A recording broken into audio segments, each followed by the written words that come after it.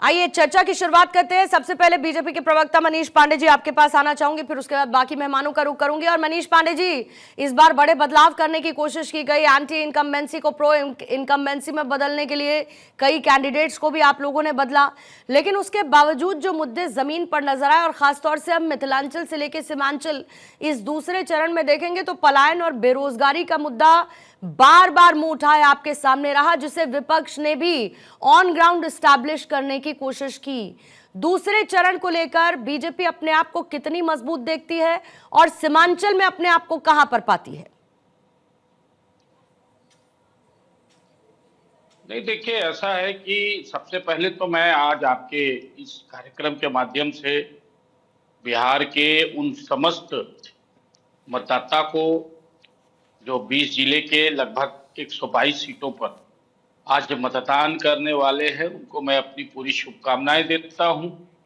इस लोकतंत्र के महापर्व में आप निश्चित रूप से सबसे पहले मतदान करें और फिर जलपान करें, अपने वोट की प्राथमिकता दें।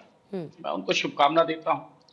देखिए, ऐसा है कि बिहार में अब तो आज पूरा चरण समाप्ति की ओर है, मतदान की शुरुआत हो गई है, लेकिन हम सभी लोगों ने देखा है 20 वर्षों से यहाँ पर एनडीए की सरकार है, लेकिन आज भी जिस प्रकार पूरे चुनाव के दौरान विपक्ष को पसीना बहाना पड़ रहा था, किस प्रकार हम लोगों ने देखा कि अभी भी सर्वे वगैरह की बात तो मैं नहीं करूंगा, लेकिन आपके रिपोर्टर गए, मतदाताओं का मूड देखा, सारी चीजें।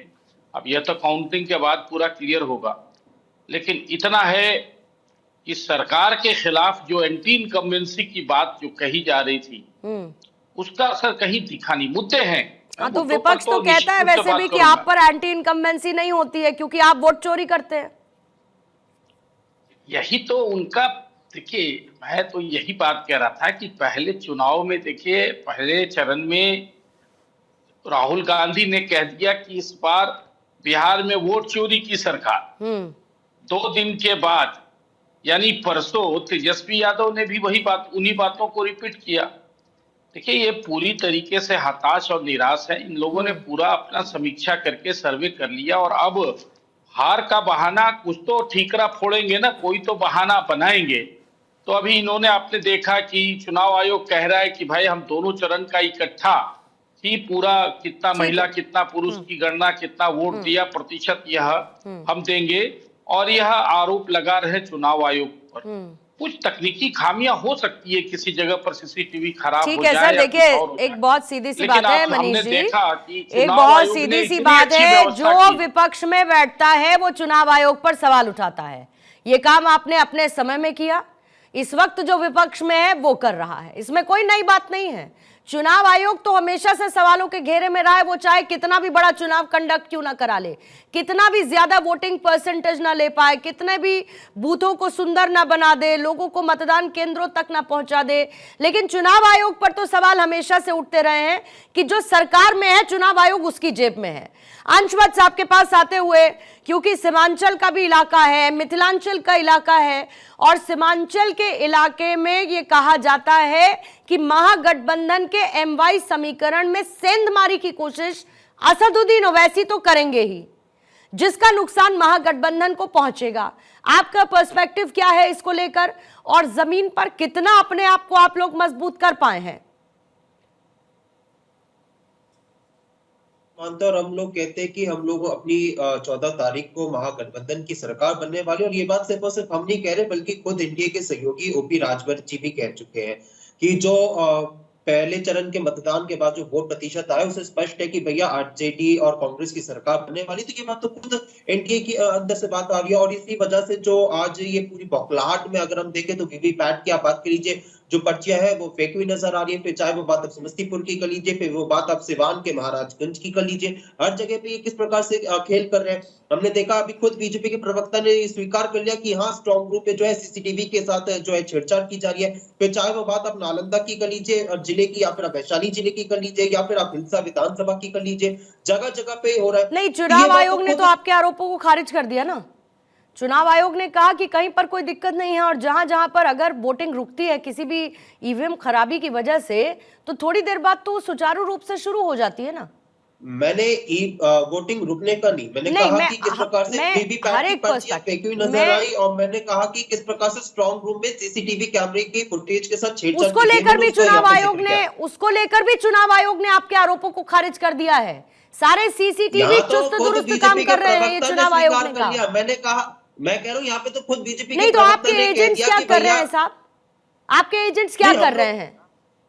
नहीं, हम लोग तो पूरे मजबूती से, चाय नाश्ता तो नहीं कर रहे, समोसा जलेबी तो नहीं खा रहे आपके एजेंट्स? पूर्णिमा जी, हमारे एजेंट्स जो है पूरी मजबूती के साथ चुनाव की तैयारी कर रहे हैं, और हमारे सारे प्रत्याशी भी कर रहे हैं, और इसी वजह से हम लोग आज मुद्दे पे चुनाव लड़ रहे हैं। हम जो है जगह जगह जाके निम्न स्तर की भाषा नहीं, तो मुद्दा क्या है? वीवीपैट मुद्दा है, बंदूक नहीं। हमारा चुनाव आयोग है कि नहीं, हमारा बिहार में मुद्दा है कि किस प्रकार से बिहार से पलायन को, तो उन मुद्दों पर ज्यादा बात कीजिए ना सर।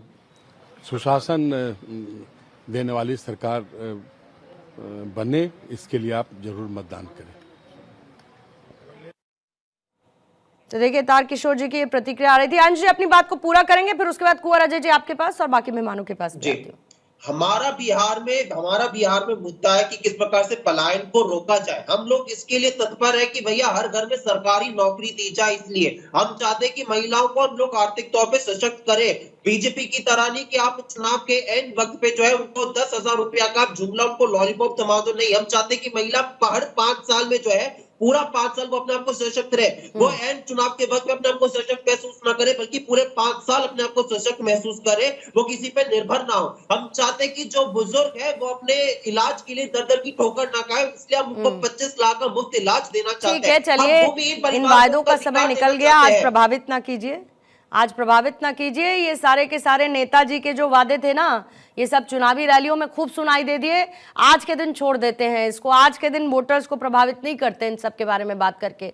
अजय सिंह साहब, कुंवर साहब, इंपॉर्टेंट डे है, और जेडीयू की ग्राउंड रिपोर्ट क्या कहती है मुझे नहीं पता, लेकिन आरजेडी जरूर ये कहती है कि एक बड़ी सेंधमारी, एक बड़ा डेंट एनडीए को पहुंचाने वाली है। सीमांचल का इलाका तो सर आपके लिए भी बड़ा इंपॉर्टेंट है, क्योंकि हैं मुस्लिम वोटर्स जो आपके भी रडार में हैं, और आप लोगों तक भी अपने वोट की शक्ति वो दिखाते हैं। बीजेपी के साथ भले ही हो या ना हो, लेकिन जेडीयू के साथ कुछ परसेंटेज में जरूर है, जिसमें एक डिक्लाइन देखने को मिला पिछले चुनाव के दौरान।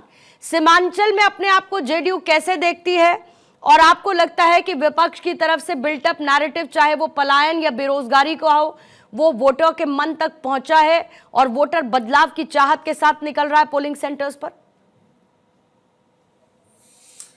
पूर्णिमा जी, लोकतंत्र के मंदिर में चुनाव एक पराकाष्ठा है, और इस महापर्व पे बिहार की जनता बढ़ चढ़कर हिस्सा जो ले रही है, इससे स्पष्ट मालूम हो रहा है कि बिहार विकास के लिए बिहार की जनता सजग है। वो बिहार की चहुमुखी विकास चाहती है। बिहार जो प्रगति के पथ पे बढ़ रहा है, उसमें डबल ताकत देना चाहती है, ताकि और ताकत के साथ हम इस बिहार की विकास को कर